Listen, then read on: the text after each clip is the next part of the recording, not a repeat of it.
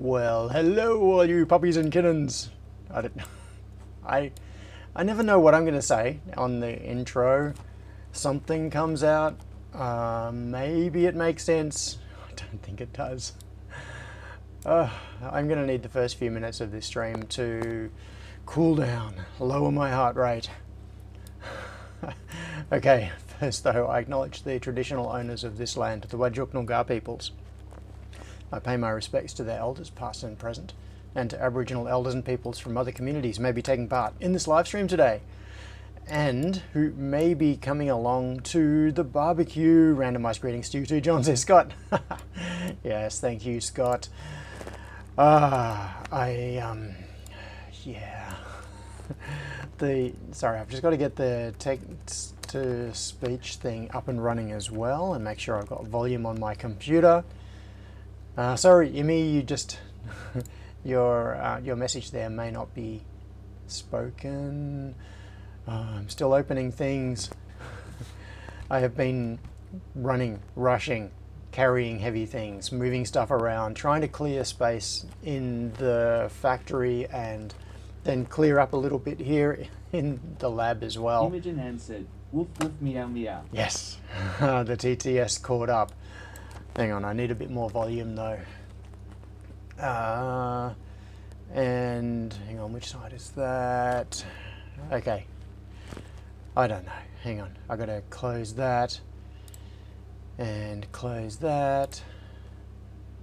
Move that somewhere. I don't know. Get it out of the way. That'll do. Alright. Good morning, folks. The TTS is currently catching up, generating its list of names. Imogen Ann said, yay. Yeah, it worked. Alright, let's do a collective thing. Intermittent said, there seems to be some sort of a low hum. You have any heavy machinery running? What I have running is an air conditioner, and at the moment it's keeping me alive. It's not particularly hot here right now, but I have just been carrying stuff and running around. Yeah, I've got a towel here because I've been wiping myself off because I've just been dripping with sweat. Oh, Scott says one of my kittens still hasn't learned how to meow after 1.5 years. She only squeaks. Maybe she needs oiling. Maybe. Is oil okay for cats? What sort of oil? I don't know. Okay, so the TTS has caught up with the list. So good morning to Scott Miller. Imi is here, intermittent. Yeah, the aircon. I will turn it down or turn it off or something soon. Once my temperature is under control. Good morning to Gerald42, Delane, Don S from NZ. Are you back in New Zealand or are you still over in the US? Let me know, because Don S from NZ may be a misleading name. Crispian is here, some call it fun. Guru of Nothing, g'day Grant. Paul Schultz, it's getting closer, Paul, getting closer. Which reminds me, next Sunday I am probably not going to be able to stream because it is highly likely that between 10 and 12 next Sunday I will be in a car travelling to Adelaide. I am going with Angus, who many of you will know. Hang on, I need to cough. So I am going to Angus's place, and then we are going to be driving his EV from his place in Victoria, obviously, to Adelaide. I'm not going to say where in particular because I don't want to dox him. I don't know if people know where he lives. So we're going to be taking like an 8-hour or 10-hour trip in an EV, which is going to be interesting. So we're going to have, I guess, a recharging stop. I don't know what the range is, and we'd probably want a recharging stop somewhere along the way. So that'll be an interesting one. A good long, like an entire solid day of driving in an EV. Yeah. Also, so Tech Nebulous, Mitchell is here, Gavin Jackson, Any Mule, Stephen George, Muckawise, David C, Tabraze, welcome Tabraze, David Howes, Mark Laguda, Jack's Tech, Simon, And Luminator, Dodgy Brothers, Russell is here. Is that? I think that's everybody that has spoken up so far in the chat. Ah, okay. Mitchell said, just get an audio filter to filter the aircon frequency for us. Easier, that way you keep aircon and we don't hear it. Much better. That's a good idea. I wonder if I can do audio processing in OBS to filter out particular frequencies. Like it'd basically just be like a high pass filter, or like cut off the low frequency, because it's a fairly low frequency hum. The AC is not interfering with the audio in a detrimental way. Just a little hum, says Guru. Okay. Scott, the squeaky one is named Rusty. So that's a reference to Scott's cat, which is 1.5 and doesn't meow, just squeaks. DIY in the ghetto is here. Not sure if you... Okay, Mitchell says, should be able to in OBS. Thanks, Andrew. Living John a priority. That's debatable. What hum? Oh, Dodgy, have you lost your low frequency hearing response? Okay, so Keith H is here, and Andrew Brown and DIY in the Ghetto. Sorry, they just got added to the TTS list. What are we going to do? Say, okay, hang on. Let's see if TTS works. Here it goes. D in the Ghetto said, "Wolf, wolf, everyone. Making dinner tuned in." Yes, making dinner. All right. I have no plan today. Okay, before I get into it, I need to finish drinking my iced coffee, which will also help. The stimulant will help wake me up.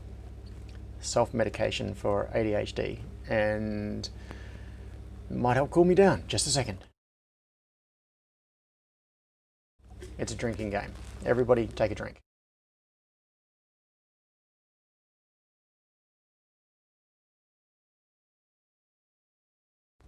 Okay, hopefully nobody heard that because I hit the mute button. I'm not even sure if the mute worked. I think it turned off audio.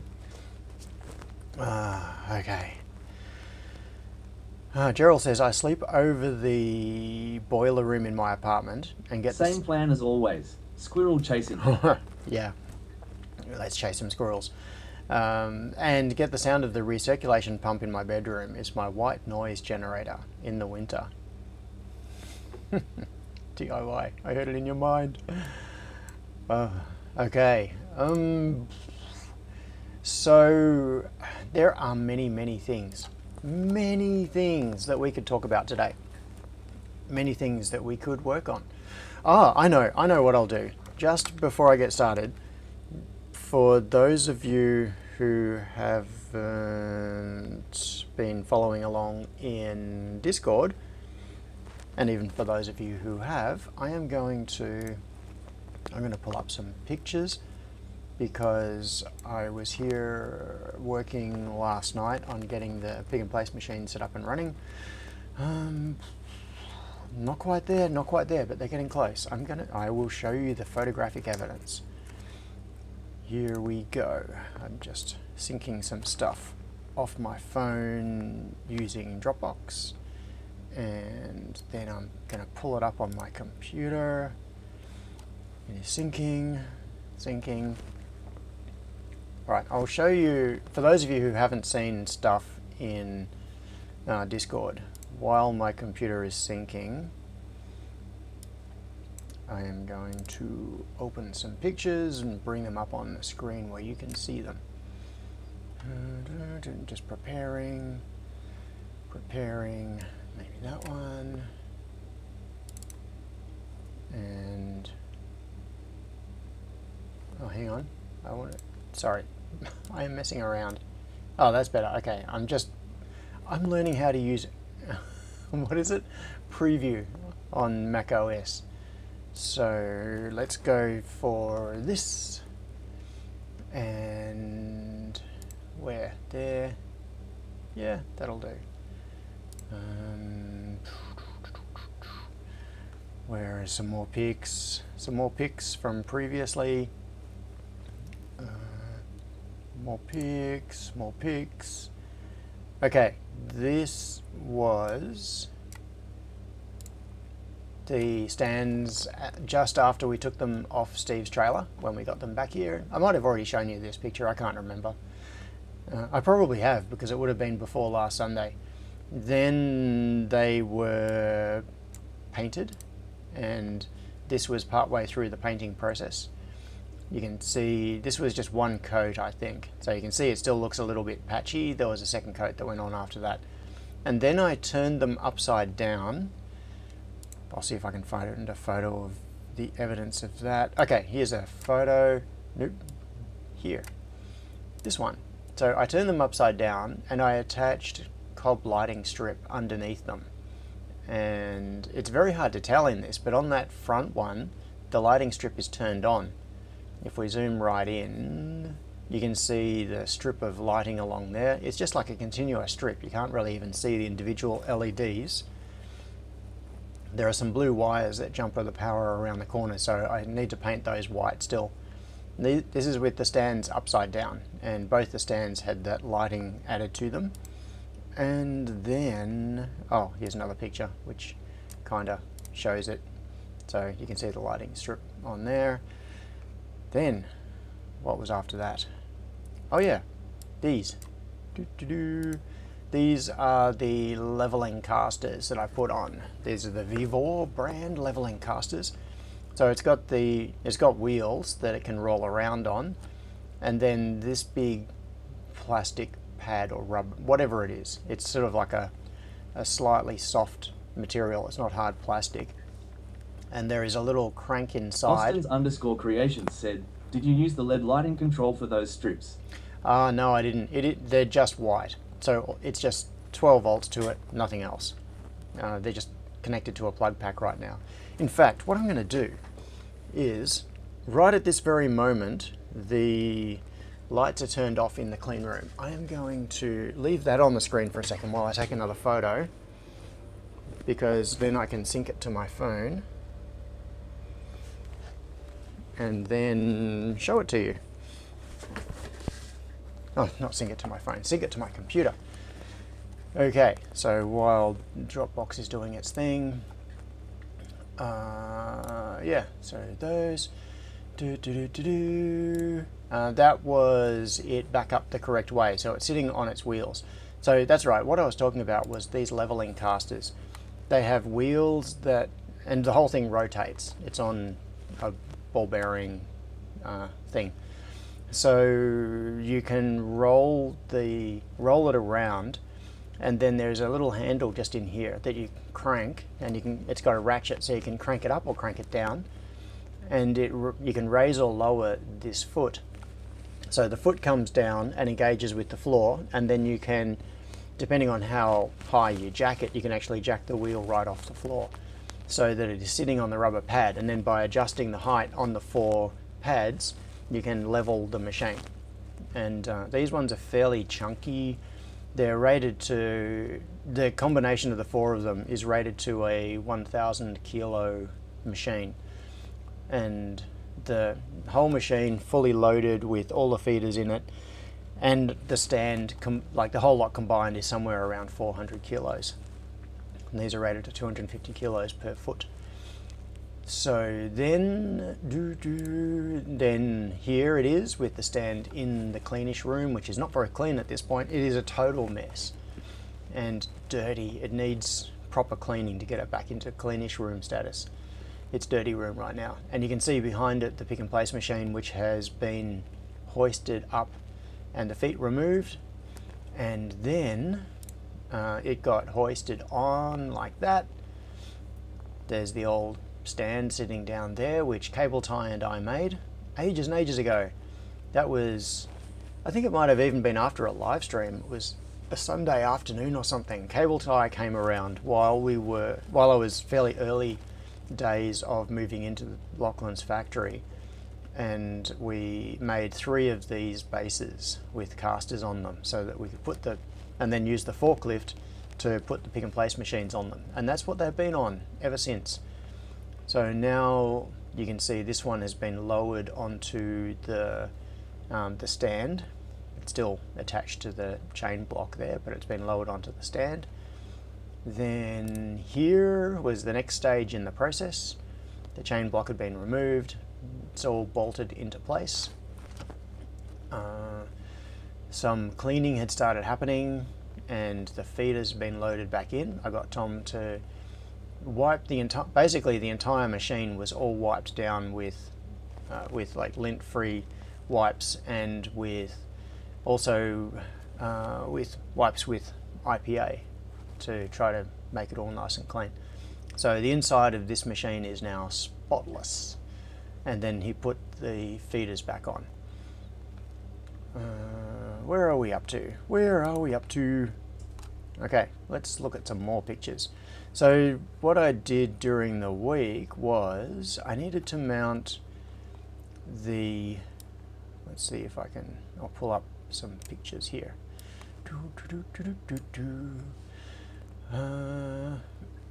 My solution to everything at the moment is laser cutting. So I made a keyboard and trackball tray, and you can see that it's laser cut. In fact, what I should probably do is open Fusion. There are two plates on the top deck, and one is cut out of 6mm clear acrylic, and then there is one cut out of 3mm white acrylic, and the two of them are super glued together. The cutout here that you can see is the shape of the keyboard. So the keyboard sits exactly into that, and it keeps it mechanically located. Nobody, I haven't been able to see the chat, and I haven't heard text to speech. Just checking whether streaming is working. Yes, streaming is still working. Yeah.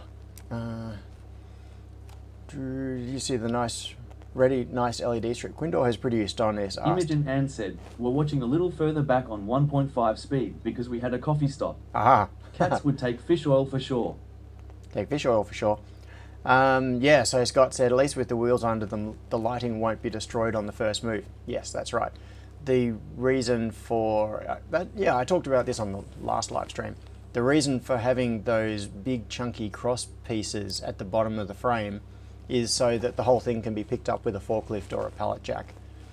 But with the lighting underneath, you would have to either remove the lighting first or just crush it.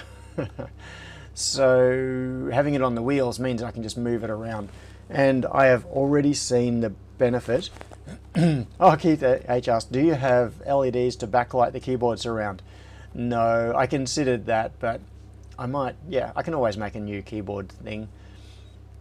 Also, I want to do an updated version. Imogen Ann said, also outside the box says there are a bunch of EV chargers near us. Okay, cool. Near Ballarat, you mean? Or near where you are right now, wherever that is. The keyboard is currently sitting slightly elevated at the back, and I want to make it sit flat, which means cutting a slot into the clear part of the base, which then means modifying some of the supporting brackets. Anyway, I might get to that. Yeah, you can just see there, the way this is structured is that there is a back plate, which I cut out of 6mm acrylic, and then there are two triangular pieces. I think I have one. Yes, here. Here is one of the test pieces. This is one of those supporting brackets, and it's at an angle, as you can see. So this is designed to be vertical.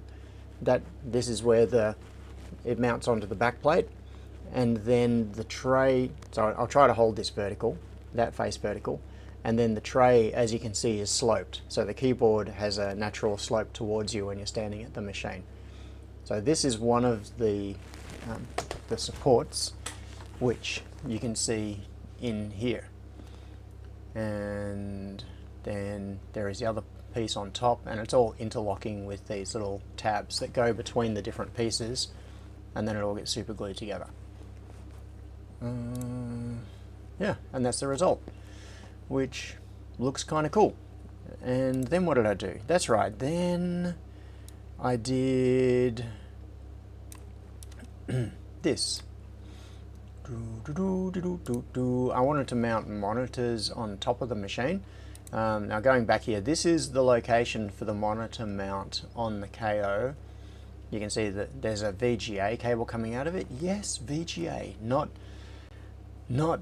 HDMI, not even DVI. It's VGA coming out of there. There's a power lead that was going to the original monitor and something else, I don't even know. So it's got these mounting holes. They've got nuts welded on the inside and a cable hole. And I wanted to be able to mount a monitor. And the monitor stands that I got didn't fit that, so I laser cut these bases. And this is two layers of 4.5mm acrylic super glued together to make 9mm. So it should be a very strong base. Even though acrylic is kind of brittle, hopefully that will be quite strong. And these two cables are cables for USB sockets that are on the front of the thing. And then that mounts on the machine like that. You can see the laser cut base with the bolts that go down through into the threaded holes, and cables are just hanging off at that point. Let's find a couple more photos. So many of my live streams these days are turning into like slideshows, the show and tell sort of thing. Yeah, so that is machine 1 with its monitor mounted, and yeah, who was it? I think, oh, that's right, John Spencer was here a few days ago, and he said, you know, you can buy white monitors. Yeah, oh well, the black ones will do for now. So this is it with the monitor in place, but without all the cables done. This is with the cables partly routed. You can see the back of the tray there, and you can see the hexagon lights reflected in the trackball. That looks kind of cool. Austin_creations said, should turn set slideshows into shorts. Into shorts, maybe. Yeah, so you can see at this point that I had routed the VGA cable and the power cable up around the monitor arm, which has clips for guiding the cables, but I hadn't yet cable tied anything. So since then I've added a couple of cable ties to pull these cables in tighter and make it all a bit neater. But still looking pretty cool. Then what? Another photo, here's another one. So this is after I put the second machine up on its stand, and you can see the monitor for the second machine is also mounted. The second one does not yet have its keyboard stand. I still need to laser cut one and assemble it to go onto that second machine. And only the first machine has its feeders in so far.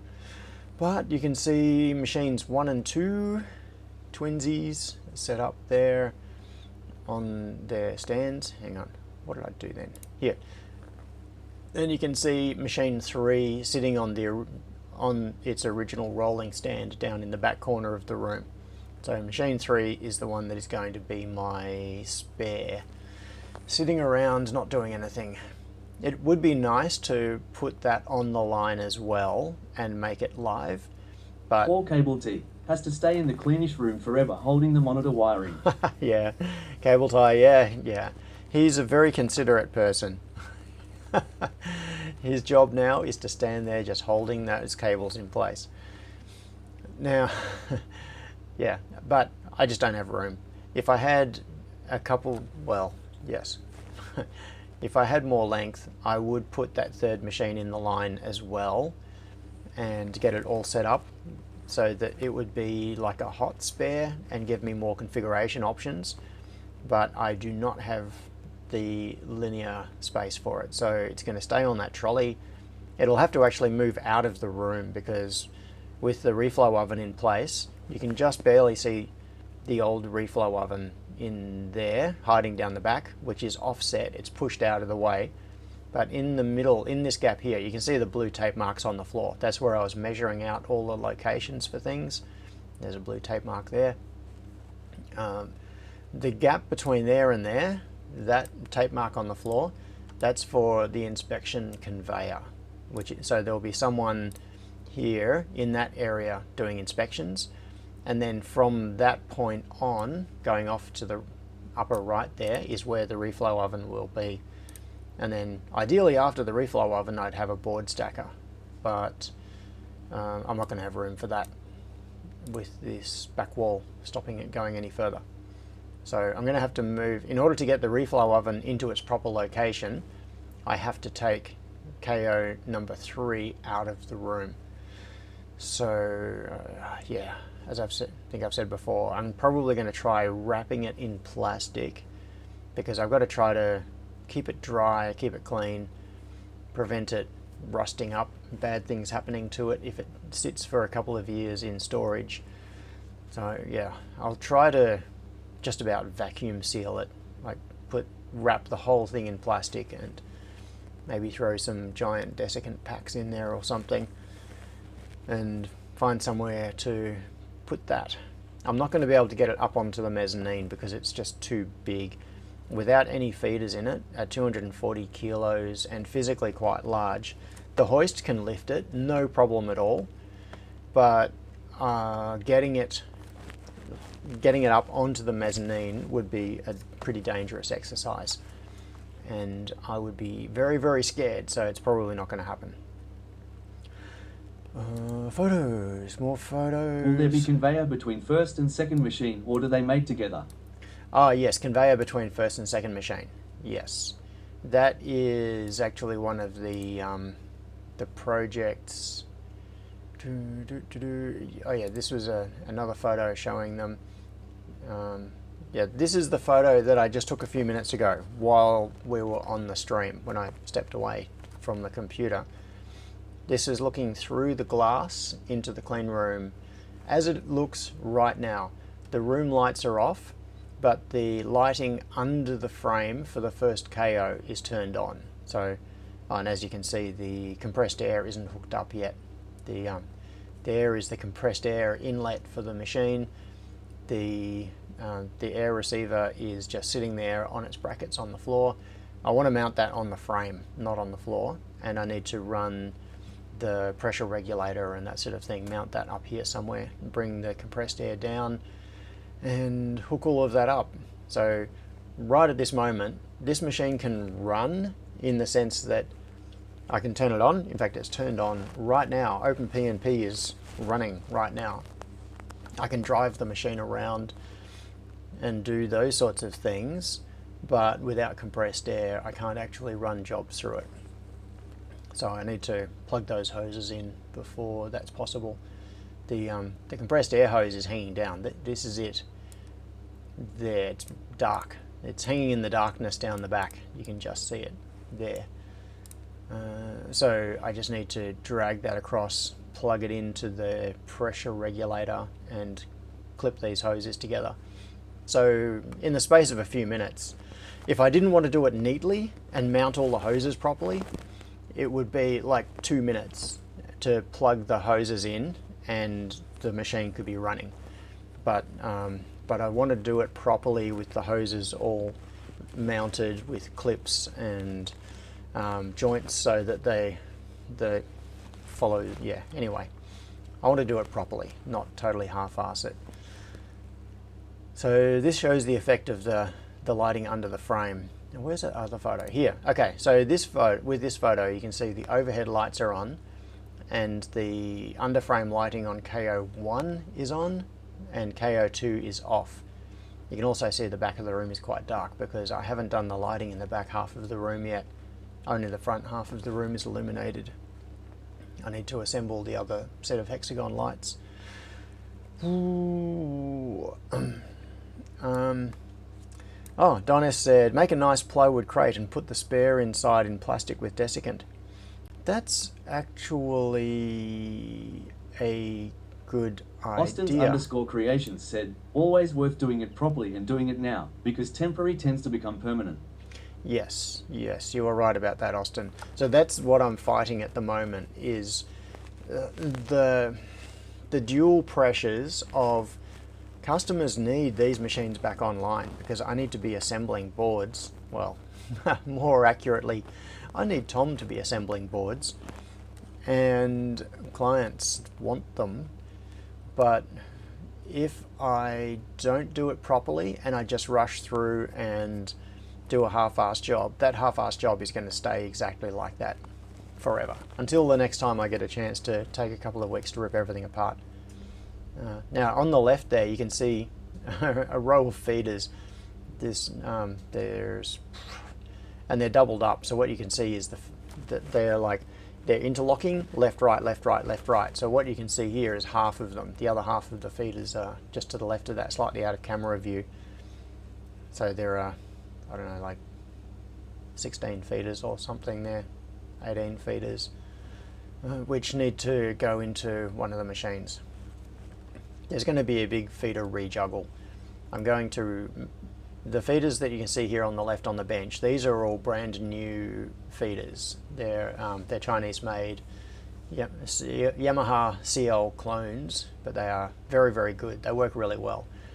And what I'm going to do is move many of the old feeders off machine 1 onto machine 2 and swap the reels that are currently on these onto the new feeders. That's going to be a bit of an exercise for Tom, not for me. I'll leave him to do that.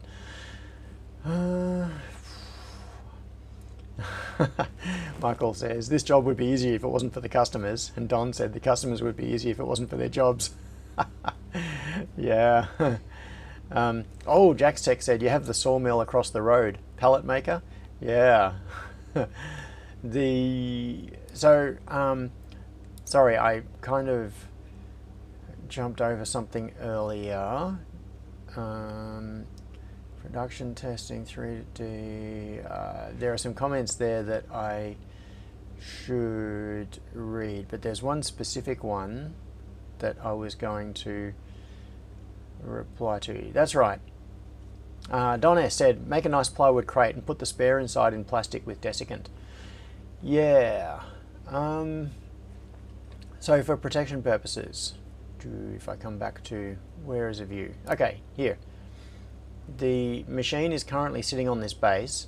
The base is slightly smaller than the outline of the machine because it goes to the it was basically measured to fit the feet, and the feet are slightly inbound from the corner of the machine.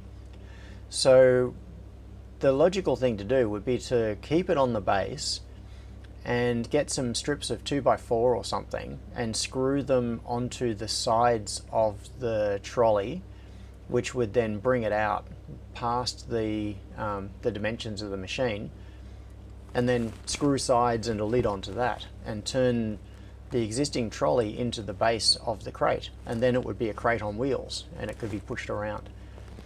I think I would still want to do something to wrap the machine inside the crate. The crate would give good physical protection, but I still want to protect it from moisture and general air and that sort of thing. Tassie Bob is here. Scott says the customer is always right in the way. Austin has a question coming to you via TTS any second now.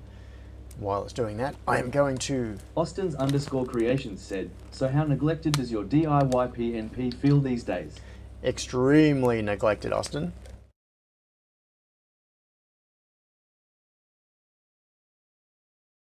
Sorry. I am hydrating. It's going to be... I started early this morning with cleanups because the factory was such a disaster. It's going to be a long day. Also, yeah, I'm gonna have to put a cap on the barbecue today, not have it run through late afternoon and into the evening. I'm looking after my sister's dog. I'm house sitting for her at the moment, and Maya needs medication in the afternoon, so I will need to get back. So yeah, my goal is, and also barbecues are exhausting. I get to the end of them and I'm just zonked, and then I've got the Monday the next day. So every time it leaves me exhausted for the start of the week. So my goal is to put some kind of a time boundary on barbecues in future, like make them run till 4 o'clock or something. So start at 12:30, go through till 4, which then gives people time to go off and do other things and go and organise dinner or whatever they want to do. Barbecues contain people, says Michael. I don't. Are you talking about in the Soylent Green sense? Because I hope that's not the case. Or in the David from The Last of Us sense, because I hope that's not the case. Jordan! But regulator after TC... Oh, receiver. I did not know this. Okay, so I'm going to reread this just to make sure that I get this right, because I want to understand this. Jordan says, I'm late on this, and I'm sure you already know, but regulator after receiver. Okay, so what Jordan is talking about there, I believe, is... Where's a photo? Where's a photo? Oh, this photo will do.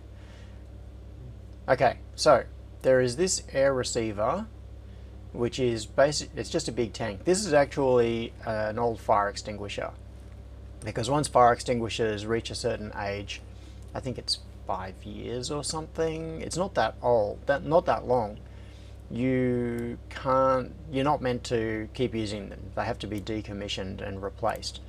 So fire extinguishers have a finite life. Even if they get inspected and refilled or whatever, once they reach an end of life, they just have to get taken out of service. So this is an old fire extinguisher that was taken out of service, but it's still fine for acting as like an air reservoir for compressed air. From what I understand, the pressure when they are used as fire extinguishers is higher than the pressure that I'm running on the machine. So it's well within specs to use this. The whole point of this is there is a long hose that comes from the compressor. This acts as a local air reservoir that is close to the machine and allows the machine to use bursty little chunks of compressed air without lag and without the pressure drop caused by the length of the line coming from the compressor. So the compressor has a big tank on it, and then there is a hose, and then it goes to this tank, which is near the machine, which is consuming the air, and then there is a short hose from here going to the machine. Also in the mix are 2 pressure regulators. There is one at the air compressor, which is used, which does a couple of things. One is it regulates how much pressure it puts out, and the other is it's used to trigger the compressor turning on and off, so that it turns on when its reservoir pressure drops below a certain point and it brings it back up again. So then there is another pressure regulator down this end near the machine, and the point Jordan is making, I believe, is the order should be you bring the compressed air in to the reservoir or the receiver, and then into a pressure regulator, and then into the machine. So 2 things there. I actually oversimplified. There is a third regulator. There is a regulator inside the machine itself. But let's ignore that. I will come back to that, but let's imagine that third regulator doesn't exist. And imagine that this inlet on the machine right here was just going straight through and being used by the machine internally for things like running its venturi and firing the compressed air solenoids in the feeders, because each of these feeders, in fact you can see one right there, that right there, you might be able to see there's that little black hose coming down. That is a compressed air hose coming from a solenoid, and the compressed air goes up into this little thing up here, and that is a solenoid, it's a solenoid basically. That's what fires the feeder. That's what advances it to make the next part come up on the thing. So Jordan said that what I should do is bring the air into the receiver and then the pressure regulator and then into the machine. Now, my question is, because I want to understand this, is why would you do it in that order instead of bringing it through the pressure regulator into the reservoir and then into the machine, which is how I have had it set up previously when it was hooked up. My very naive understanding, and because I do not really understand pneumatics, is that the idea should be to have the minimum impedance in flow between the reservoir or the receiver and the device that is going to be consuming the air. And anything in between those two things is going to add resistance to the airflow and possibly cause pressure drops on the inside of the machine. So you would minimize that. Now, faster charge at higher pressure. Okay. Line regulation due to spiky demands. Yeah, yes, regulator after receiver, it's a safety device, says Jack's Tech. So Jack's Tech said yes, regulator after receiver, it's a safety device. Donna said line regulation due to spiky demands. Scott says on compressor regulators are barely functional, kind of a coarse regulation. And James said battery to resistor to capacitor 7805 to load equivalent. Okay, that's interesting. Don S says faster charge at higher pressure. David C. Pneumatics suck. Actually, they blow or both. Scott says receiver really should be at the same pressure as the feed line. Okay. Right. Okay, so maybe what I should do is remove that regulator entirely and just bring the feed line down straight to the receiver. So coming back to that third regulator, which is the thing I didn't mention, that I kind of mentioned and glossed over in the first place. This panel on the end of the machine here, the one with the two round ventilation holes and the hole here with the grommet on it, if you open that up, inside there is a pressure regulator. And this hose that comes in here internally goes to a pressure regulator that's mounted right around here somewhere. And the output of that regulator is what the machine uses. So I'd never really thought this through before. But I guess that the second pressure regulator is kind of redundant. So I am coming around to your way of thinking. What I should do is bring the air line down into the receiver, and then from the receiver, or from like a T-piece or whatever, where it all connects together, it goes to the machine, and inside the machine rely on its internal pressure regulator to give it the constant pressure that it wants. Jack Sec said, assuming you have a PRV on the machine, it's kind of moot. So by PRV, do you mean pressure regulation valve?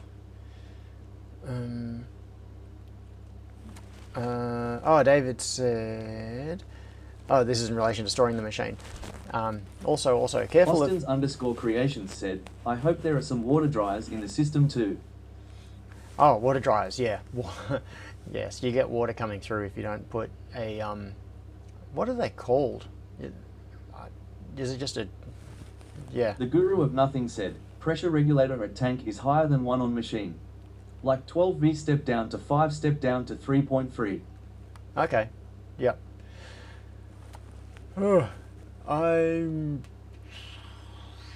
Yes, yeah, I'm sorry about that water thing. Yes, so a water trap. They look like a little cylinder, with a circular bottom on it. I can't describe it. like a tank, and the air goes through, and then there's a filter, and there's like a water collection thing with a little release valve on the bottom. Jackstack said exactly what Guru said. Yep, air dryer. Okay, cool.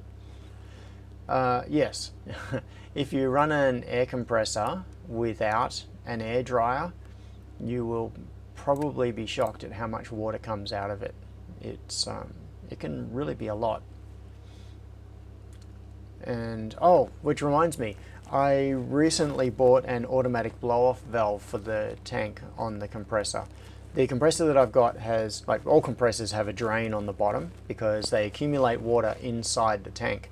As the air is compressed, it gets hot, and then when it expands, it gets cool, and you get condensation and all those sorts of things. So what happens is that over time, as you are compressing air, the tank will end up with water in the bottom of it, and it needs to be drained regularly. At the moment, there is a tap on mine. So what I do is I just periodically open the tap, let the water blast out, because if there's pressure in the system, it goes psh, and it blasts it all out. You close the tap again until the next time. But you can automate that tap, and I have bought one, but I haven't fitted it. It's currently just sitting over near the compressor, and I've got to get around to doing the plumbing to connect it up. And what they do is run on a timer, so you can tell it to vent for some period of time, like you can say vent for 5 seconds every 30 minutes, or whatever the timing happens to be. And then it opens that drain valve on the bottom of the tank, blasts the water out, and then closes again. So that is one of the parts of minimizing the amount of water that comes through with compressed air, and the other part of it is drying the air after it's come out of the compressor. Scott says, pulled the release on the top of the little compressor here in the home shop last week, and it splashed all the way to the ceiling. Amanda, good morning. I'm a bit late as I was driving north to see my sister. Well, that's all right. I hope you're having a good time with your sister. And thanks for coming along. Don said, a good hack for drying air is to install an automotive oil cooler radiator in line between the compressor and the receiver. Hang on, how does that work? I don't get it. A good hack for drying air. Okay, Don, please, can you please explain a little bit more about how that works? Because if you are just running the compressed air through an oil cooler, so we're not talking about an oil filter, we're talking about an oil cooler, which is like a mini radiator. Austin says, changes in temperature, compressing heats up air. Yep, the more you cool the air, the more water drops out. Yes, but then surely it's just dropping out inside that radiator, so where does it go? You need some way of getting it out of the system. Yeah, okay. So, placed in front of the compressor fan, and okay. So the compressor fan blowing through the cooler, which the radiator needs a drain after it. Okay.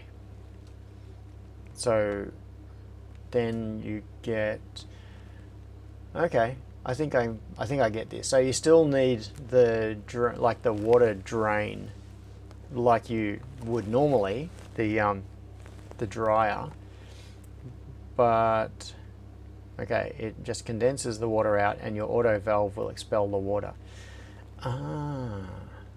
Right. So because it's cooler, more of it comes out, so you end up with drier and cooler air coming out of the end. That's interesting. I like that. Yes. It just helps condense it out of the air. Right. Okay. So it's a way of making the air dryer more effective. It's not a replacement for the air dryer. It's just a way of making it do its job better because it's already condensed the water out of the air. Yeah. Oh, there are videos about it, says Don S. Cool. I am going to look for some. Cool compressed air with oil cooler. And then air and oil coolers designed. You should look. You look into intercoolers for turbochargers. These are designed to cool hot compressed air. Ah, okay. So this is. It's from Reddit, so you know it must be. It must be accurate. This was from the question of, can I use, where was it, an oil cooler to cool air coming from a reciprocating compressor? And someone said, no, that won't work. Oil has a much higher thermal conductivity than air, and oil coolers are designed accounting for that fact. You should look into intercoolers for turbochargers. Those are designed to cool hot compressed air. I have no idea about this. I am not qualified to make any judgments whatsoever. But that does sound sensible. So if I got an intercooler, I could use that. Danger not at those pressures. Oh, Guru has provided a link. If you have a vertical pipe with a floating ball inside, then the ball floats to the top. It turns on the water release valve. Now, I'm going to temporarily hit mute because I'm going to open that video link just so that I've got it. Oh, hang on. Why did mute? Oh, I turned up. Working principle of air dryer. Ah, fascinating. Fascinating. So we've got suction line, condenser, okay, fan there. So it's going through that little radiator with the fan. So at this point we have heat exchanger, air input, the freon charge. Metering device, tap, air output, trap rather, and a drain cock to let it come out. Alright, cool. I am not going to watch that right now on the stream. I'm going to watch that later. So, cool. Thank you. I am learning. It's a good day when I am learning. Danger not at those pressures. Yeah, that's true. I need to make sure that whatever I'm doing, I think it's from memory, the machine is running at around 5.5 to 6 bar of pressure, give or take. So I need to make sure that all the different things I use. So if I get some kind of a mini radiator, so tired. If I get some kind of a mini radiator, I will need to make sure that it's rated to the pressure, at least, with some safety margin, obviously. Guru said, built a few of them for shops. I'll send you info on how to create your own dryer in DM without an AC unit. Oh, Guru, thank you. Thank you. Stephen says, oil coolers are made to hold about 100 psi, an intercooler is not. Okay. Now, what's the conversion? 100 psi in bar is about 6.9 bar of pressure. Yeah, so that's in the ballpark. I think the specs for the KO say that you should give it between 5.5 and 6.5 bar of pressure. It's a long time since I've looked at it. I don't know what the pressure regulator on the inside of the machine is set to. Like the little one, the one that's physically inside the machine, the official one that KO put in as part of it. But 100 psi is in the ballpark of the pressure that the machine is running at. So, yes. 5 bar is 72 psi, 6 bar is 87 psi. Yep. Austin says, that seems kind of low for a compressor, although I suspect the machines don't need high pressure but high CFM, consistent pressure, less fluctuations. Yes. And Guru asked, do you know what CFM the machines require? No. And that is, I have known it in the past. That number is not stored in my noggin. It fell out at some point because I no longer needed to know that number. But the CFM, which is cubic feet per minute, I do not know. Oh, excuse me. Austin asked, what is the KO model? Okay, you're going to look up the specs. It is a KO A4. KO A4 specifications. I have a feeling that... Hang on. I don't know if their manual is online. Yes, except cookies. I want cookies! It is this one. Specification. 20 millimeters. Here we go. Pneumatic pressure 5 to 6 bar. But I don't know what the CFM is. I'm pretty sure that it does say somewhere. Yeah, this number is always misleading. Max placement speed, 7,000 components per hour. That will be if you turn off optical alignment, and yeah, it's an unrealistic number. You would not get that. Yeah, if you turn off optical alignment, then you lose all of the accuracy of your placements. So yeah, a more realistic number would be like 2,000 components per hour if you were inspecting every part. Send video link in Discord General, says Don. Scott asked, he's going to ask a question. Yeah, Jack's Tech said probably depends on the machine loadout. So what it depends on is a couple of things. Firstly, how many nozzles you are running. So if you're only running one nozzle, the reason is it uses the compressed air through a venturi to generate a vacuum, which it uses for pickup through the nozzles. So while you've got parts loaded on the 4 nozzles, it is generating 4 vacuums through the venturis, and I don't know if it's 1 venturi or 4 venturis, but the little solenoids internally open and close to suck through the nozzle. And if you've got leakage around which inevitably happens, so if you picked up a part, there will be leakage around it. The vacuum is not sealed on at the end of the nozzle. It is sucking continuously, and the venturi is constantly using air to generate the vacuum. And you can hear it going inside the machine. So when you have 4 nozzles with pieces loaded on them, with parts loaded on them, and the all 4 venturis are running, it consumes air pretty fast. It also uses it each time it fires a feeder, but that is a fairly small amount. It's just like a chunk. It only fires the solenoid very briefly, and the solenoids are quite small. They don't consume much air. In terms of volume of air, very little would go through the solenoids. The majority of the air usage is actually feeding the venturis for the pickups on the nozzles.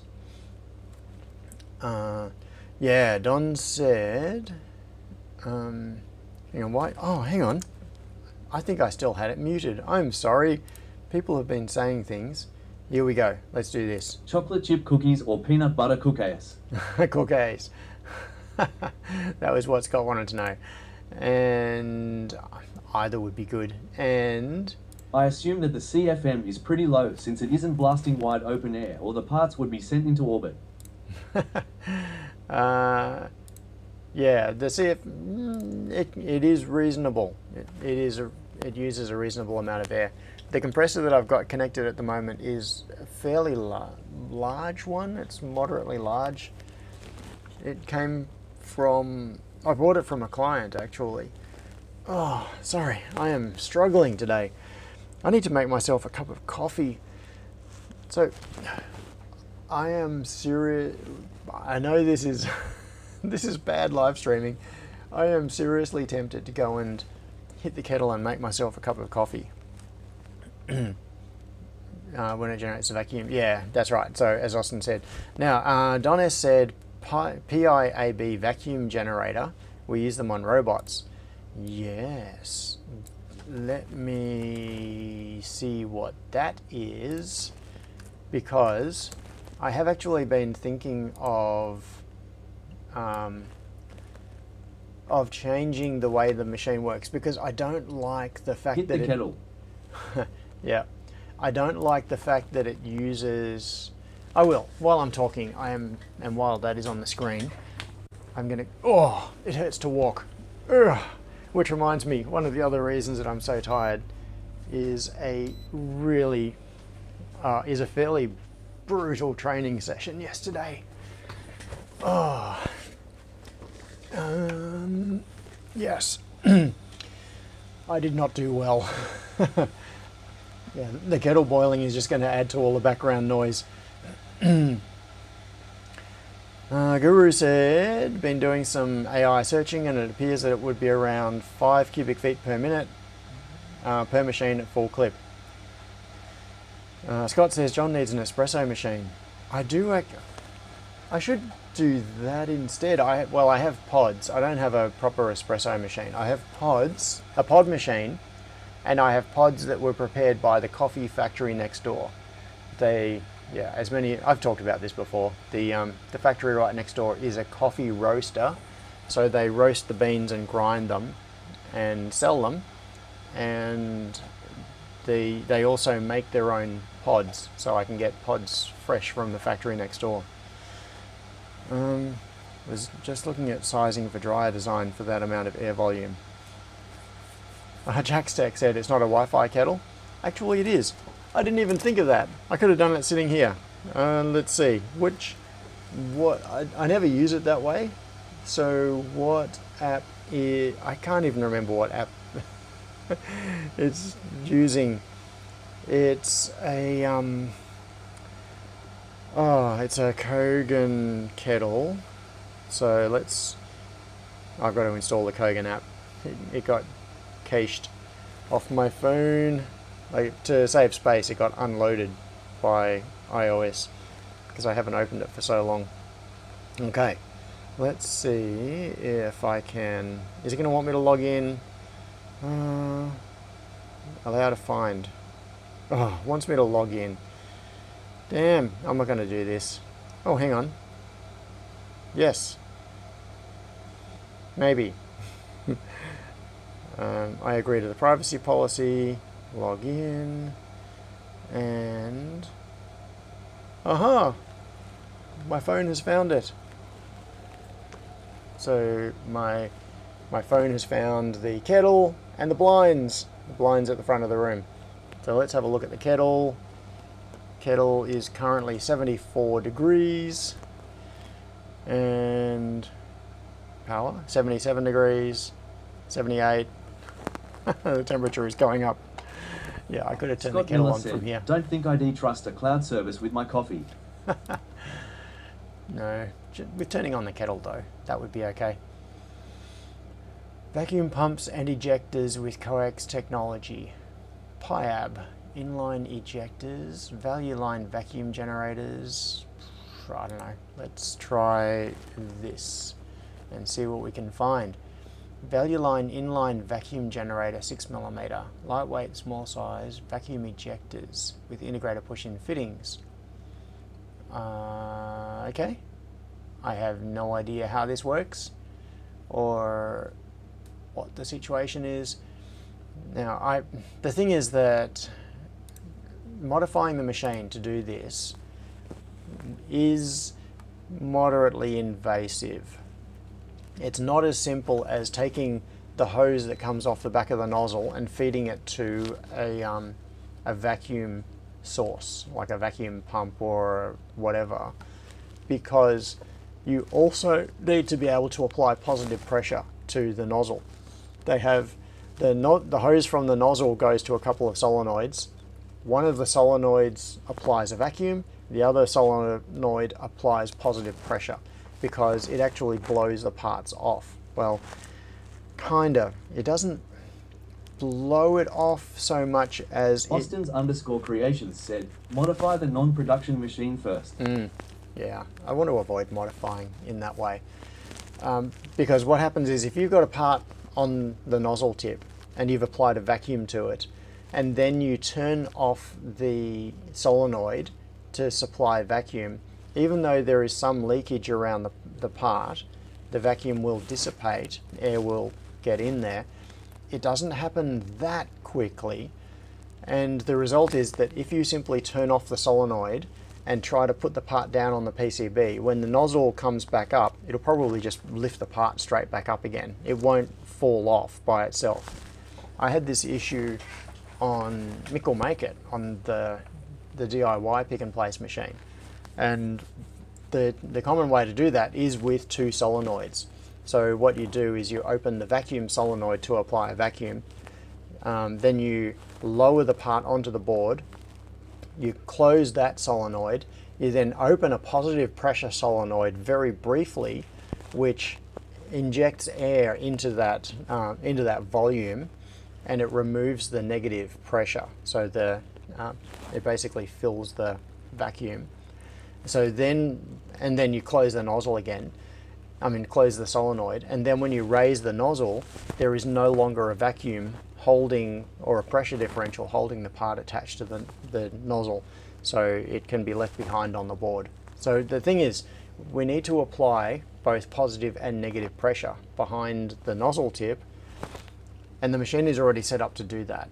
It currently does it by generating the vacuum with a venturi. It generates the positive pressure presumably through a little internal regulator or something. I don't know how it does that. I haven't found that part. But modifying it would not be as simple as replacing the venturi with one of these. There would be a bit of stuffing around. Yeah, it's the sort of thing that I've pondered before. Not specifically these, because I didn't know these sorts of things existed, but using a vacuum pump in place of the venturi was what I had in mind. Don said the fix is to have a slide valve, large CV, near the nozzle. You would need to do the calcs. Yeah. Guru said venturi response is way faster than direct vacuum.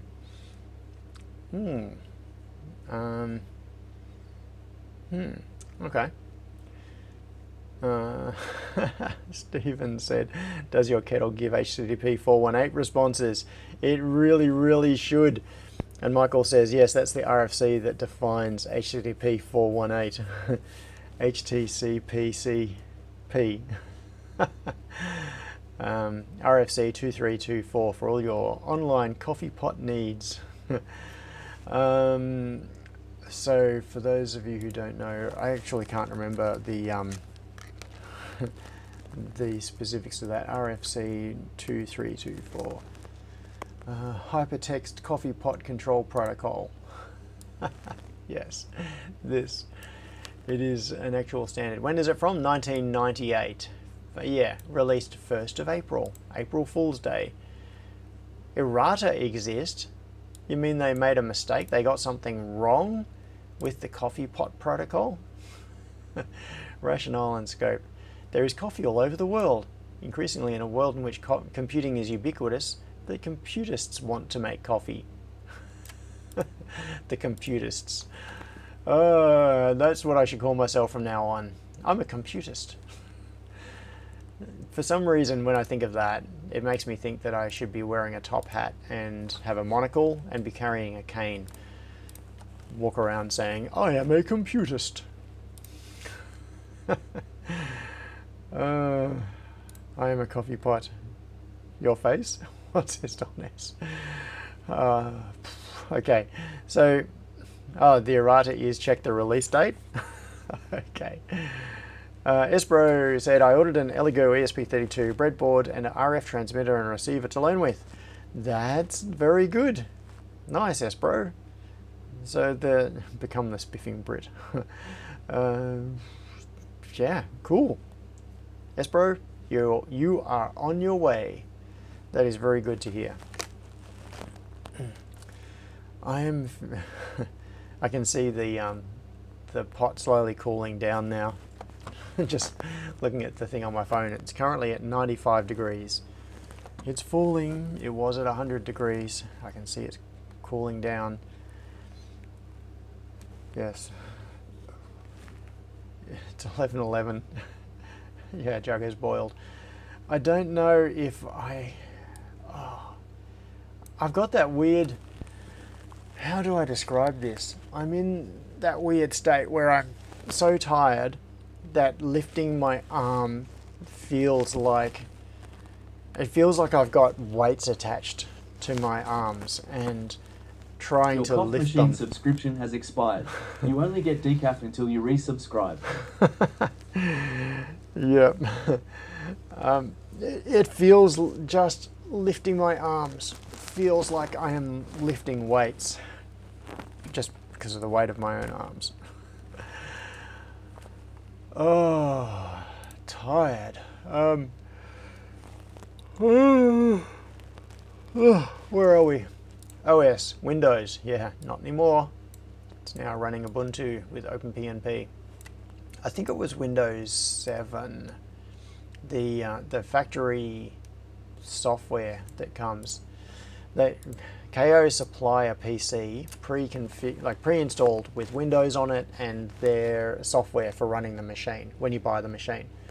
And the PCs are either, originally it was like a separate computer that sat alongside it, and then on the later versions they started building it directly inside the chassis. So the computer, it's a PC basically, but it's physically inside the chassis of the machine, and it's got the cable going up to the monitor and the keyboard and everything.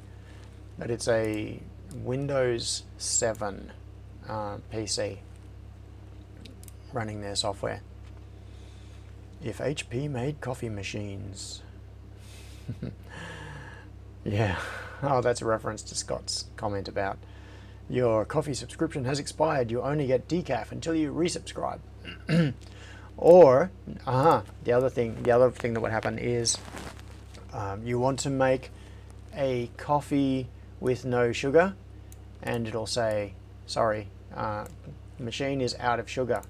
You need to refill the sugar before I'll make the coffee. No, but I don't want sugar in my coffee. I just want to make coffee. No, sorry. We need that toner. Outside the box says Superhouse TV Yornathan. Yeah, Yornathan. We are not printing in black and white until you give us more cyan toner. Not gonna happen. You need neutral buoyancy arm lifters. Yes. What I need to do, wagon loads, is get back in the water where I weigh nothing. It's kind of shocking for those of you who haven't been scuba diving. When the gear that you carry weighs a lot. It's really, the weight adds up. So if you're literally carrying weights. So I carry, depending on the like the wetsuit combo and that sort of thing, between like 6 and 10 kilos of weights. Just Austin's_creations said, what about the fact that 3D printing has made leaps and bounds, but we still can't make a printer that works? Yeah, just a regular printer. So you're carrying up to like 10 kilos of just lead attached to you, plus the tank, which is quite heavy when it's full, and all of the other gear. So you might be carrying 25 kilos of gear, and but when you're in the water, you're weightless. You're just floating, and there's no effort, zero effort, just so relaxed, and it's like being a bird flying. And if you stop, you just stay there, just hovering, weightless. And it always shocks me. Like every time I get out of the water, I'm weightless. You get up to the ladder or however you're getting out of the water, and as you come out of the water, all of a sudden it's like, now I've just remembered I am carrying 25 kilos of gear. It's heavy. um, yeah. Now, what am I doing? What are we doing today, people? Pick up your mail. Okay. Oh, yeah, I don't know. You might not be able to do that. So, sorry, what I'm referring to is Espro has a project in mind. Espro's comment is, I wonder how picky our USPS is with tech in our shared mailbox. I'm tired of our picky mailman taking our mail with the letter saying, pick up your mail at the post office, your box was full. Jordan says, last I checked, that's not how birds work. No, that's true. It is slightly different, but it feels like you're a bird just because you're effortlessly floating above. Yeah, and you can move in 3 dimensions, just up and down and around, and yeah. So yes, the classic letterbox notifier. That's a good project to do. It's actually a really good project when you're getting into IoT because it's not especially complicated, but it introduces you to a number of concepts and building blocks that you will need to use in other projects. Things like the microcontroller itself and getting code onto it. And so you need to get your software development environment set up and be able to write code, push it onto the ESP32. You need to connect it to some kind of a wireless network like Wi-Fi. If Wi-Fi is at your letterbox, that's the easy solution. You need some kind of a sensor, a way to detect whether there is anything inside your letterbox, which is harder than you would think. I've done that in a few different ways. I've done that with a sensor on the flap of a letterbox so that when mail is put in, it pushes the little door on the front of the letterbox, which triggers the device to send a notification. I've done it with ultrasonics, so it can detect if, with the ultrasonic pointing up, because letters can be thin. A letter can be only a few millimeters thick, so if you have the ultrasonic at the top looking down, that is not necessarily going to know when there is a letter sitting in the bottom of the letterbox. So you need something like, you need a fake bottom in the letterbox with ultrasonics pointing up, and then you can detect if there is something sitting on top of it. I've done it with a physical switch on the bottom, which is also very awkward. It's mechanically kind of tricky to set up.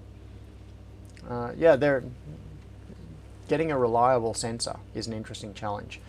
Then you need a notification system. So when the device in your letterbox detects that something has been inserted, it needs a way of telling you.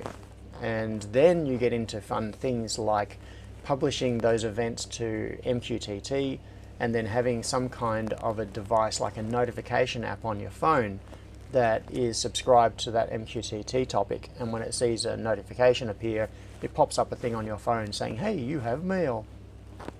So our guru said, I ran into that with the Package Vault project, and you are right, it is extremely technical and fidgety. Yes. Yeah, so for those of you who don't know, Guru of Nothing, who otherwise known as Grant, did a really cool project a couple of years ago for a Package Vault, which was basically a big steel box which was attached to a concrete slab because Guru was having problems with people stealing packages. The place he was living, I think he's moved since then. Guru can correct me if I'm wrong on this. It was like a rural or semi-rural property, and the house was a long way from the front gate. So when packages were dropped off, they were left at the front gate, which was a long way from the house, and people would come and steal the packages. So he made a big steel box, which is with a lock box, and the driver could drop the package in the lockbox, the lid would close, and it would latch, and then people couldn't steal it. And that big box was like attached to a concrete slab or something. And then and there was a camera inside. So the camera inside the box was looking in, and you could pull it up and see, oh yeah, what's inside my lockbox, my drop box. It was a physical drop box. And notifications would go out. So yeah, a really, really cool project, and one that conceptually seems simple, but when you actually try to build it, there are so many little complications and difficulties that you have to solve along the way. So yeah, as I said, that sort of thing, a mail notifier is a good project to play around with, because it'll expose you to many, many different building blocks and techniques that you might want to use. That will be useful. It exposes you to things, and you can then use those building blocks in other things. There was a comment there. Wagon Load says, I wanted to make a mailman detector by detecting the mailman's Wi-Fi. Yeah, that is clever. Although you wouldn't necessarily do it with Wi-Fi. You could do it by looking for... It's hilarious that you have to mention that common things are physical these days. Yeah, I know. So, yes. Many people will know of the software called Dropbox, which is used for sharing files. It's like the classic thing of the save icon. It's I just got a notification. I've got a barbecue coming up later.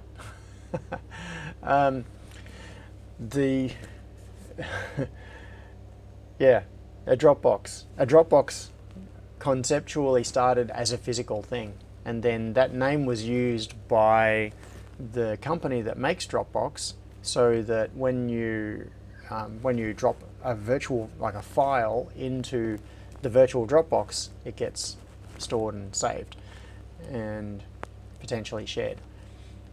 And yeah, it's easy to forget that the software Dropbox is not where the term originated. It's a physical thing. A Dropbox is a physical thing.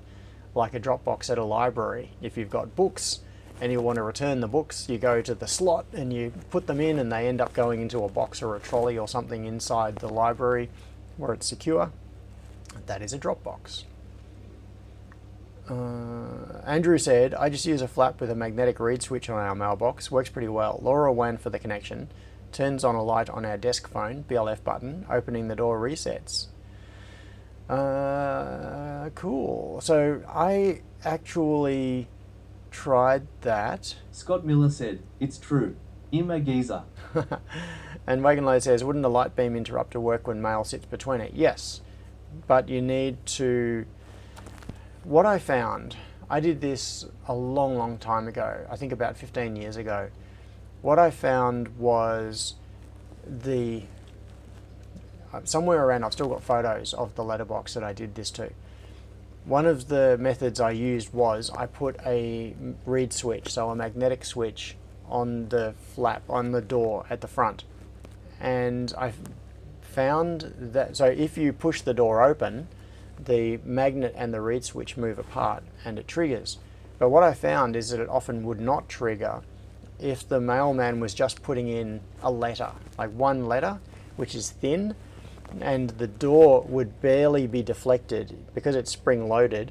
The letter would slide in beside it, go into the letterbox, and often have a little bit still sticking out. And the door would never open far enough for the reed switch to trigger. So if they were putting in a bundle of letters or something like that, then it would trigger. But a single letter, it wouldn't detect it.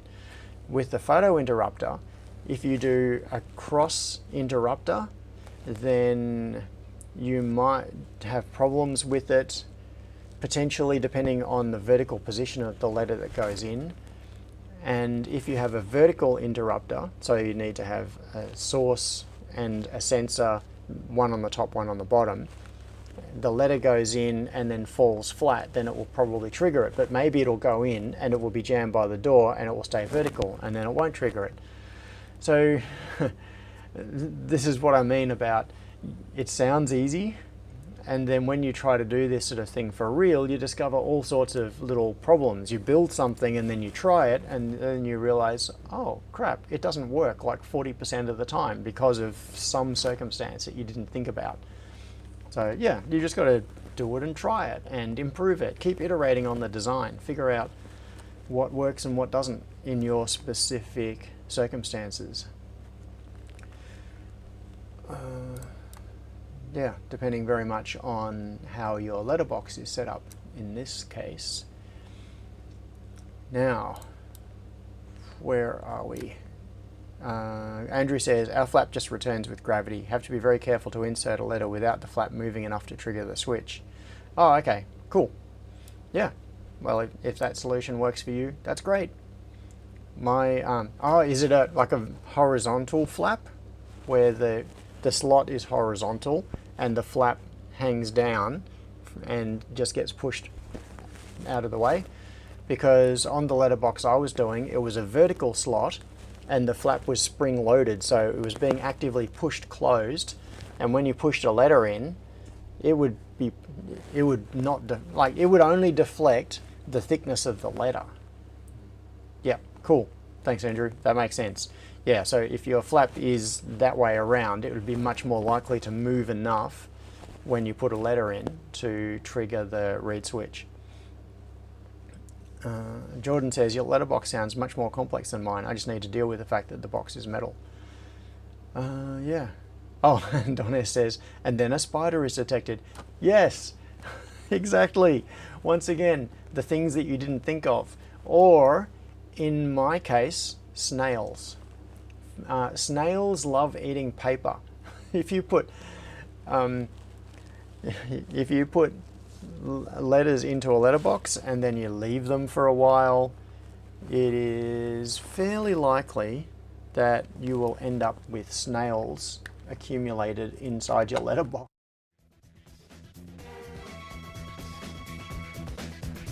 Then I just pressed the wrong button. I was putting my phone back on the charger and I bumped. In fact, what's going to happen any second now, I'm going to turn that off. Yes, I bumped the Stream Deck. Austin says, I have a community box. Annoyingly, the entire system opens as a big panel when they load it, so I'd need a weight sensor or a brake beam sensor for just my box to know if they are stuffing it. Scott Miller said, oops. Yeah. And Espero said, ours is one of those housing track ones with like 10 houses. The mailman opens the back and slides the mail in. Sometimes there's mail prescriptions, sometimes small flat packages. Yeah. Even if, yep. Plus it's all metal. Austin said, but even if I fit something, it'll likely break when they inevitably try to fit something that is a little too big into the box. Plus it's all metal. Yes. Yeah, that is tricky. I know, the real world is tricky. Physical things are hard. Paul said, or as someone else said to the snail, no, lettuce. It's not lettuce, it's letters. You are mistaken, Sir Snail. Leave my letters alone. Go and eat my lettuce instead. No, don't eat my lettuce either. What am I gonna do? I'm gonna move that out of the way. I'm gonna come back to it later. We don't need that anymore. What'll I stick on the screen? Maybe that. That's kind of a pretty shot. Well, it's not necessarily a pretty shot, but that's the most up-to-date view of what is in the room right now. Scott says, a suggestion for Austin, mirror the bottom and mount a laser transmitter and reflector pair on top. That's another way to do it. Yeah, just get a piece of mirror or reflective material, could be piece of stainless steel or something, and fit it into the bottom so it's just sitting in the bottom of the letterbox, put the sensors on the top. However, I think Austin's concern, based on what he was saying earlier, is if you have a package that is physically large and the mailman just sort of jams it in because they're trying to make it fit. If you have anything inside the cavity of the letterbox and you've attached it, it's probably just going to get ripped off, particularly when it's metal, so you can't easily screw into it, or if you try to screw through it, you're probably going to have a screw go into your neighbor's letterbox or something. David said, 40-watt laser do? Yes, sure. Put a carbon dioxide laser tube mounted outside and run some fiber optics through to direct it in. Andrew said, Dad made our mailbox, all wood except for the flap and the plastic box the microcontroller is in. Shot of the lab. Okay, with the lights off, let's go to this one. Yes, that one? Is that the photo that you wanted? Wagon Load suggested a bike reflector. Yeah, that's an interesting idea. Michael says all the letterbox sensor is going to detect in mine is spiders. Scott suggested a 100-watt laser will solve your bill problem. It doesn't take 100 watts. Even a 5-watt laser would solve your bill problem. Yeah, a little 5-watt laser diode. Although even a 5-watt laser diode is not that little. They're physically chunky, because 5 watts is a bit of power. They typically have a heatsink on the back of them and a cooling fan. Mitchell suggested, what about doing like the security industry? Row of IR LEDs on the top and a row of receivers on the bottom. If more than 40% is covered, mail inserted. If less, ignored. Thus no spiders triggered. Yeah, that's a good solution. So a light curtain is what you're talking about. Well, not just in the security industry, light curtains are used in industrial automation as well as a safety device. They're often put on machines where if you put your hand near it, it activates an emergency stop on the machine. Where are we? Scott said 100 watts to make certain. Yes. Yeah, well, the other thing is, I hate to say this, but when you're faced with certain challenges or a thing that you want to build, there are certain tools that you reach for. And one of the tools that you can reach for in this day and age is machine learning. Specifically, processing images. What you could do is you could get an ESP32 cam, which are relatively cheap and fairly small. Hang on, I'm going to find one. ESP32 cam. I'm going to show you what I mean. This thing here. Okay, Core sell them. Core are good folks. So this one comes from DF Robot. Did it say out of stock? Yeah, out of stock. But anyway, I don't care about stock. I just wanted to show you what it is. So in Australian dollars, $22.35. You can get them cheaper if you buy them from AliExpress or somewhere like that. But it's an ESP32 with an SD card and an ESP32, obviously. And where's the camera? There it is. There's the camera module. And the camera module connects to this little cable connector here, the ribbon cable. So for 20 bucks, you have Wi-Fi and a camera. And then what you can do is have the code on the ESP32 take a snapshot, so just a still image with the camera, could be every minute, every 5 minutes, and push that image to somewhere else to do some machine learning on it and tell you if there is anything in the letterbox. Because what you can do is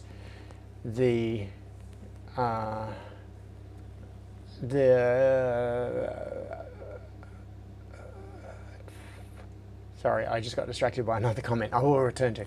Okay, park that one on the stack. You teach what you'll do is you train your machine learning model based on photos of the empty letterbox, and that it would then learn when it is empty, what it looks like when it's empty.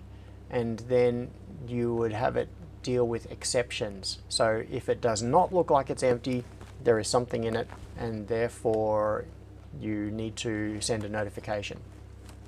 So something like this with a little camera could be mounted in the top of the letterbox, attached to the top of it, with the camera looking straight down. And anything that's in it, it could, and also if you really wanted to get fancy, you could train it to ignore spiders and ignore snails. Or maybe trigger it to release salt. I don't know. What do you do to get rid of snails? Yeah, spider discovery protocol. Wagon Load says if you have a cam and a barcode on the other side, you could program it to detect if any part of the barcode is missing. You only look once. YOLO ML model. Yeah. Blowtorch works. Mitchell. No. We do not blowtorch our spidery or slithery friends. It's 11:37. What? Okay. What am I going to do? I'm tempted to reboil that kettle, but I think what I'm going to do is I'm going to hang on for the end of the live stream.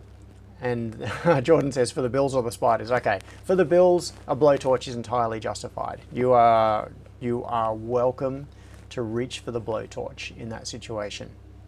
No, I'm sorry, I never got your bill. I just got this pile of ashes. Yeah, blowtorch for the junk mail.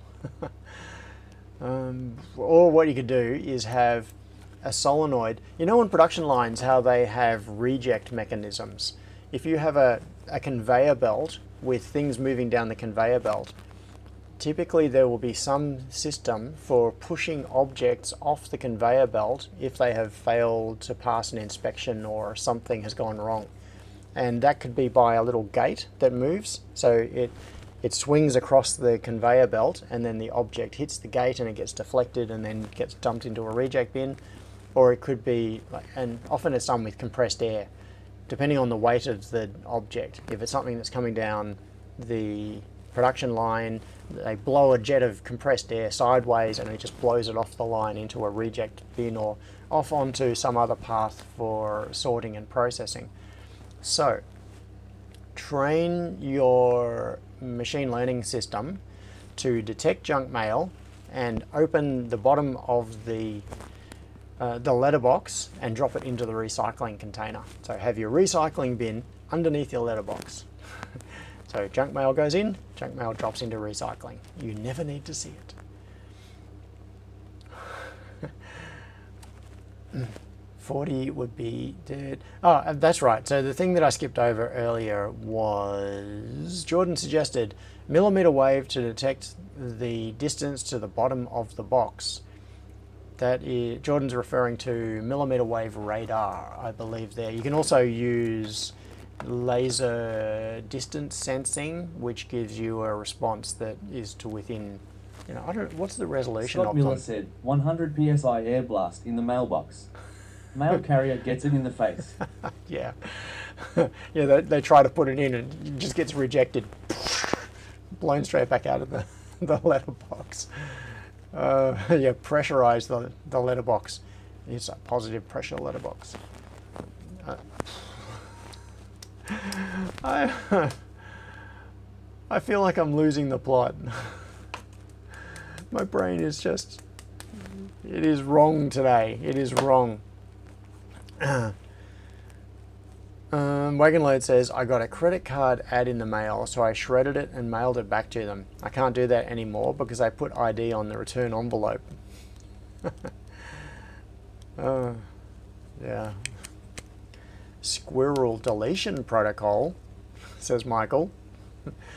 Right, that's right. I started mentioning Jordan's comment earlier about millimeter wave radar or a laser rangefinder mounted in the top looking straight down. The problem is the thickness of a letter can be very thin, very small. It can be like 2 millimeters if it's sitting in the bottom of the letterbox. So the difference between an empty mailbox and a mailbox with one letter in it might be 2 millimeters, which means your margin is very narrow. Now that's why I suggested using a false bottom in the letterbox earlier. What you can do is make a thin package that slides into the bottom of your letterbox, and it is the full width of the letterbox, it's the full length, and it contains your electronics. So your ESP would be inside it, your sensors would be inside it, and the sensor's looking up. And that way, if anything comes in to the letterbox, it will probably sit across the sensors or it will fall onto them. And so the distance that you're measuring will change from being the 120 millimeters or whatever it is to the top of the letterbox down to 0 or a few millimeters. There will be a very big difference between nothing and something being in the letterbox. So I think if you are going to go for some kind of a range sensing system, which could be ultrasonic, it could be laser based, making a package that slides into the bottom of the letterbox is a good way to do it. And the nice thing about that is that fixing it in place is not such a problem.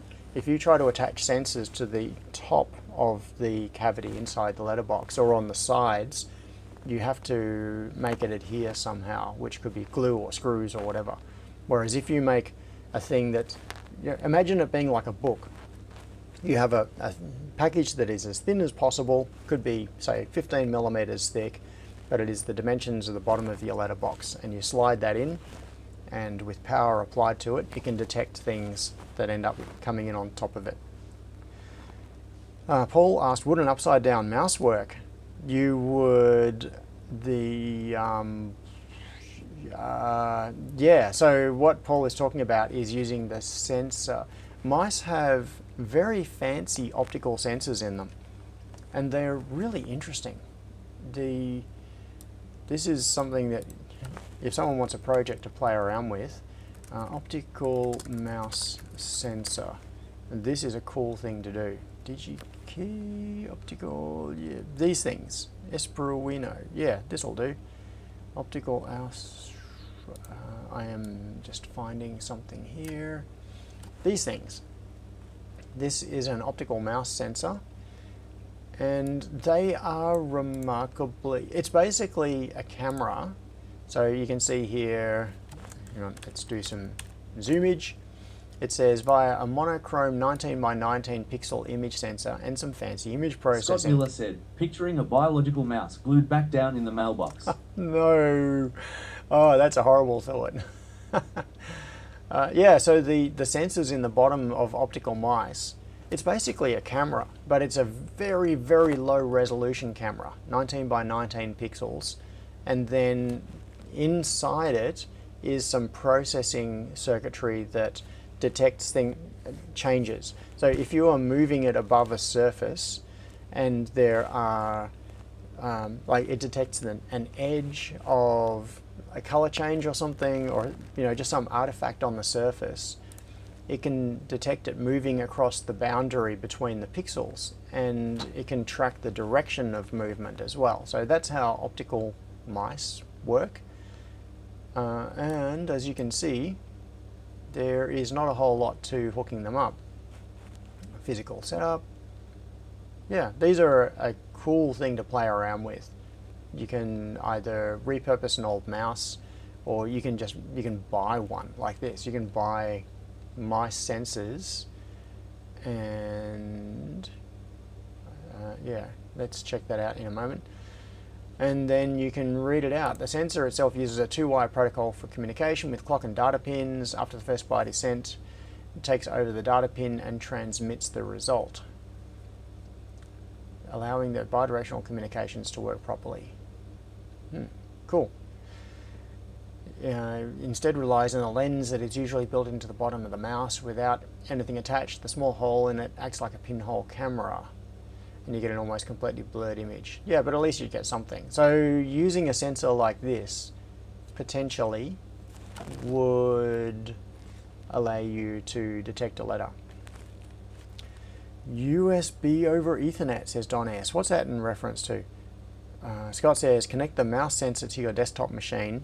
When it messes up your work, go check the mail. Donna said USB over Ethernet.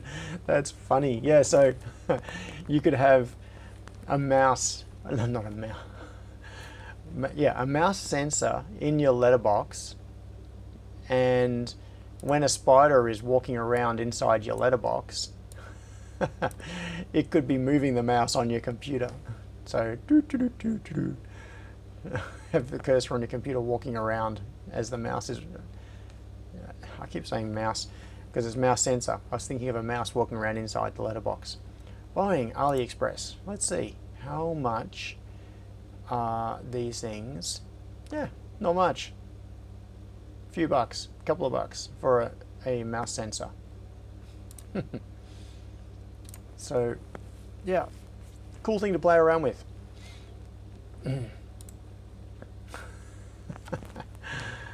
Oh, yeah, so another comment earlier from Espro was, or a digital food scale under a false bottom, zeroed with the false bottom on. Yeah, so you just detect the weight of something. In fact, I got one during the week. I haven't even opened it and turned it on yet, but I just bought one of these digital scales, pocket scales. It's like a drug scale. These ones, many of you have probably already seen them. This is the first time I've taken it out of the box. I got this because I wanted to be able to, where's power? In fact, I'm going to power it up. Put the batteries in. I got this because I wanted to be able to measure, to accurately measure portions of 2-pack glue, so epoxy, and then didn't end up getting it in time, so I didn't use it for that purpose. But that's why I ordered it, because during the week I assembled some boards for CSIRO for Cyanosat 2. Oh, there we go. It's powering up. There are numbers. This scale supposedly will, I'm going to lay it down flat and press tear, will supposedly measure down to 1/100th of a gram. So yeah, good for measuring very small, very light things. On, off. Okay, I'm going to turn it off. Here we go. I will play with that some other time. Put it back in its bag. Donna says, reminds me of the old cartoon of the IT project interpretation of a rope swing in a tree. If you know, you know. Yes, I do know, Don S. Yes. That was the cartoon where it was a whole series of frames, and the first frame was, I think from memory, the first frame was the project specification, which was the picture of the rope swing in the tree. And then it was a series of things. It was like the project manager's interpretation. Oh, it was what the customer wanted, project specification, the project manager's interpretation, how the development team implemented it, and it's like each one of them was radically different, and the customer did not get what they wanted. Did you? Scott says, I ordered some tiny Ziploc bags, parts bags on Amazon a while back. When they arrived, Alexa told me dime bags had arrived. Did I get a similar notification? No. What? How did your she who shall not be named tell you? Oh, I see. You ordered them on Amazon. Right. Yeah, I don't... When was the last time I ordered something on Amazon? A little while. But yeah, that makes sense, because your she who shall not be named is probably tied to your Amazon account, which means that when they send you something, they have all of the tracking and they know when it's been delivered, so therefore they tell you what has arrived. Oh yeah, Scott says for your drug scale. Yeah. Michael says the delivery guy flagged it was delivered. Yep.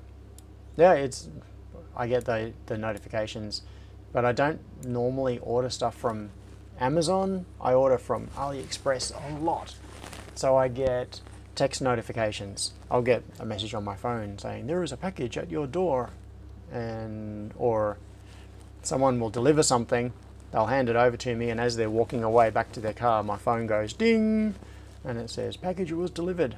Yes, I know, I'm holding it. But yeah, the IT systems around that have got so much better the last couple of years. It's much easier now to see the status of things and to know whether it's actually been delivered. 11:51. I am definitely not going to be running over today on the live stream. Sorry, I'm closing some windows here. Close the mouse sensor window. Let's go back to here so you're not just staring at my face. And yeah, because I need to make myself a coffee and be ready in case anybody comes for the barbecue today. Might end up being a very, very quiet barbecue. Don't know. We'll see.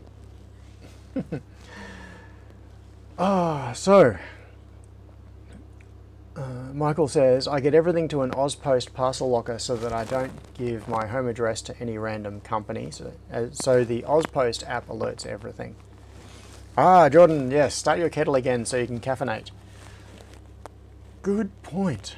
I will. Why is my... Imogen Ann said, beep beep, we're almost here. Oh, okay. Cool. They will be out the front soon. All right, I have just turned the kettle back on again. So in a moment, what is it at 9? Right now, 69 degrees. Yes, you can probably hear that it's just turned back on. David says, giant thunderstorm about to cross Melbourne. Oxa Industries head office. I like thunderstorms. Thunderstorms are fun. They're dramatic. Michael says, thunderstorm already been through Geelong, wasn't big here. Okay. Yeah. I like dramatic weather. It's interesting. Donna says, can't make the barbecue, but I'm back in New Zealand from 10 weeks in Henderson, Nevada. Okay, so you are now Don S from NZ, not Don S from NV. Every boot with a... What?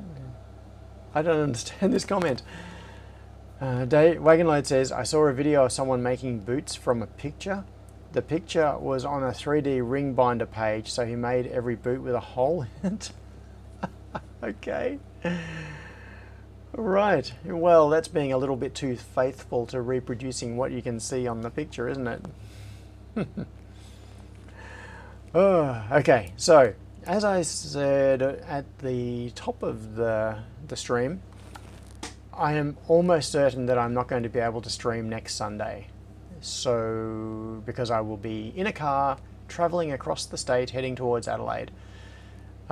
So I hope you all have a really nice 2 weeks. 2 weeks before I get to talk to you again. And I will see some of you at the barbecue really soon. So come on down. I'm going to go and, now the kettle is boiled, make myself a coffee. Thanks for hanging out with me for yet another week of just random chat. And I will see you soon, in person or in the virtual. Thanks. Bye.